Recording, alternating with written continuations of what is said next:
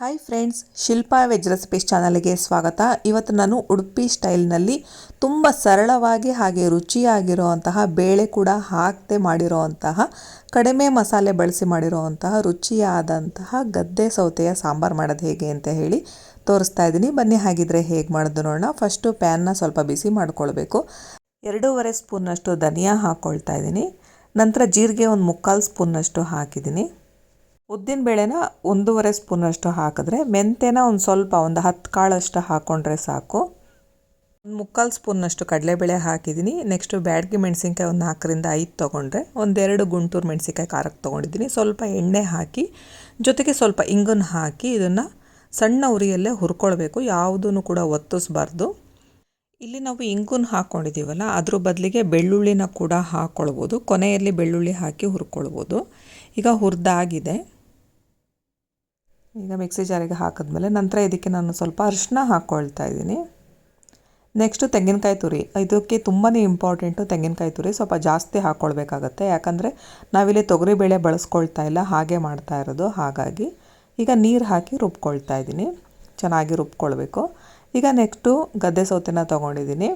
ಗದ್ದೆ ಸೌತೆಕಾಯಿನ ಫಸ್ಟು ಆ ಸೈಡ್ ಈ ಸೈಡ್ ಕಟ್ ಮಾಡಿಕೊಂಡು ಇದನ್ನು ಸ್ವಲ್ಪ ಉಚ್ಕೊಳ್ಬೇಕಾಗತ್ತೆ. ಇದರಲ್ಲೇನಾದರೂ ಕಹಿ ಅಂಶ ಇದ್ದರೆ ಹೊರಗಡೆ ಬರುತ್ತೆ. ಹಾಗಾಗಿ ನೆಕ್ಸ್ಟ್ ಇದನ್ನು ಕಟ್ ಮಾಡಿದ್ಮೇಲೆ ಸ್ವಲ್ಪ ಟೇಸ್ಟ್ ನೋಡ್ಕೊಳ್ಬೇಕು, ಕಹಿ ಇದೆಯಾ ಅಂತ ಹೇಳಿ. ಕಹಿ ಇತ್ತು ಅನ್ನೋದಾದರೆ ನಾವು ಇದನ್ನು ಒಂದು ಉಪ್ಪು ನೀರಲ್ಲಾದರೂ ನೆನೆಸಿಟ್ಕೊಳ್ಬೋದು, ಹೋಳುಗಳನ್ನು ಕಟ್ ಮಾಡಿಕೊಂಡು. ಅಥವಾ ಅಕ್ಕಿ ತೊಳೆದಿದ್ದ ನೀರು ಇರುತ್ತಲ್ಲ, ಅದರಲ್ಲಿ ಕೂಡ ನಾವು ಹೋಳುಗಳನ್ನು ಹಾಕಿ ಇಟ್ಟರೆ ಕಹಿ ಎಲ್ಲ ಬಿಟ್ಕೊಳ್ಳುತ್ತೆ. ನಂತರ ಸಾಂಬಾರು ಮಾಡ್ಕೊಳ್ಬಹುದು.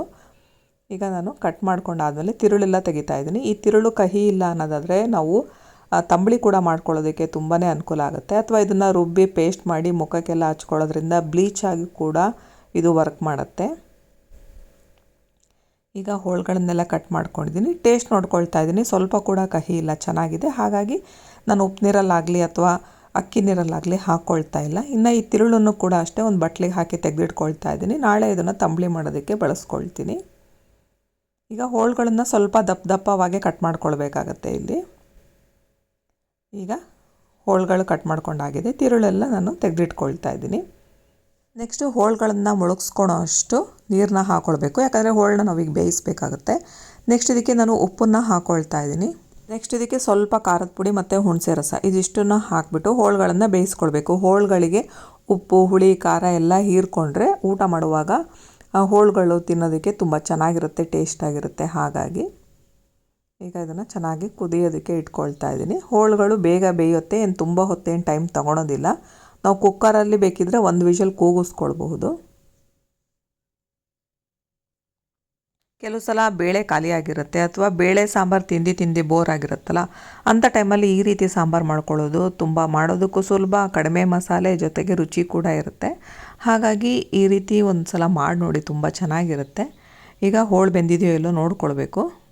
ಹೋಳು ಬೆಂದಿದೆ. ಈಗ ನಾನು ರುಬ್ಬಿರೋ ಅಂತಹ ಮಸಾಲೆನ ಹಾಕ್ಕೊಳ್ತಾ ಇದ್ದೀನಿ. ಮಸಾಲೆ ಎಲ್ಲ ಹಾಕಿದ್ಮೇಲೆ ಸ್ವಲ್ಪ ನೀರು ನೋಡಿಕೊಂಡು ಎಷ್ಟು ಬೇಕೋ ಅಷ್ಟು ಹಾಕ್ಕೊಳ್ಬೇಕಾಗತ್ತೆ. ಮಿಕ್ಸಿ ಜಾರಿಗೆ ಸ್ವಲ್ಪ ನೀರು ಹಾಕಿ ನಾನು ಹಾಕ್ಕೊಂಡಿದ್ದೀನಿ. ಮತ್ತು ಉಪ್ಪನ್ನು ಕೂಡ ಅಷ್ಟೇ ಹೋಳು ಬೇಯುವಾಗ ಹಾಕ್ಕೊಂಡಿದ್ದೆ. ಹಾಗಾಗಿ ನೋಡಿಕೊಂಡು ಮತ್ತೆ ಉಪ್ಪನ್ನು ಹಾಕ್ಕೊಳ್ಬೇಕು. ನೆಕ್ಸ್ಟ್ ನಾನಿಲ್ಲಿ ಇದಕ್ಕೆ ಸ್ವಲ್ಪ ಬೆಲ್ಲ ಕೂಡ ಹಾಕ್ಕೊಳ್ತಾ ಇದ್ದೀನಿ. ನೆಕ್ಸ್ಟು ರುಬ್ಬಿರೋ ಅಂತಹ ಮಸಾಲೆನ ಹಾಕ್ಕೊಳ್ತಾ ಇದ್ದೀನಿ. ಮಿಕ್ಸಿ ಜಾರಿಗೆ ಸ್ವಲ್ಪ ನೀರು ಹಾಕ್ಕೊಳ್ತಾ ಇದ್ದೀನಿ. ಗಟ್ಟಿ ನೋಡಿಕೊಂಡು ಮಾಡ್ಕೊಳ್ಬೇಕು. ನಿಮಗೆ ಸ್ವಲ್ಪ ನೀರಾಗಿರಬೇಕು ಅಂದರೆ ಇನ್ನೊಂದು ಸ್ವಲ್ಪ ನೀರನ್ನ ಸೇರಿಸ್ಕೊಳ್ಬೋದು. ಬಟ್ ಗದ್ದೆ ಸೌತೆ ಅಥವಾ ಮಂಗಳೂರು ಸೌತೆ ಸಾಂಬಾರು ಸಾಮಾನ್ಯವಾಗಿ ಗಟ್ಟಿಯಾಗಿರುತ್ತೆ.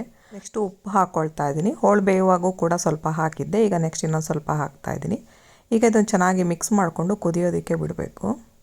ಇದು ಕುದಿ ಬರೋ ಅಷ್ಟರಲ್ಲಿ ಒಂದು ಒಗ್ಗರಣೆ ಕೂಡ ರೆಡಿ ಮಾಡ್ಕೊಳ್ಳೋಣ. ಪ್ಯಾನಿಗೆ ನಾನು ಸ್ವಲ್ಪ ಎಣ್ಣೆ ಹಾಕ್ಕೊಳ್ತಾ ಇದ್ದೀನಿ. ನೆಕ್ಸ್ಟ್ ಇಲ್ಲಿ ಎಣ್ಣೆ ಕಾದ್ಮೇಲೆ ಸಾಸಿವೆ ಹಾಕ್ಕೊಳ್ತಾ ಇದ್ದೀನಿ.